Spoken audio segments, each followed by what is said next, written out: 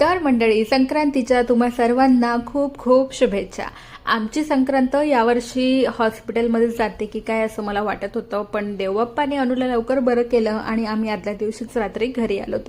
दुसऱ्या दिवशी सकाळी संक्रांतीची पूजा करायला माझ्याकडे काहीही सामान नव्हतं, सुगळे नव्हते, फुलं नव्हते, काहीच नव्हतं। त्याच्यामुळे उठल्याबरोबर सगळ्यात आधी मी मार्केटमध्ये जाते। तुम्ही ही संक्रांत कशी साजरी केलीत हे मला कॉमेंटमध्ये नक्की सांगा बरं का। खाली मार्केटमध्ये आल्यानंतर मी फुलं, सुगळे आणि जे काही साहित्य लागणार होतं त्यासाठी सगळं घेऊन मी घरी आले। पूजा सुरू करायच्या आधी मला जेवणाची थोडीफार सोय लावून ठेवायची आहे, त्याच्यामुळे किचनमध्ये आलेले आहे।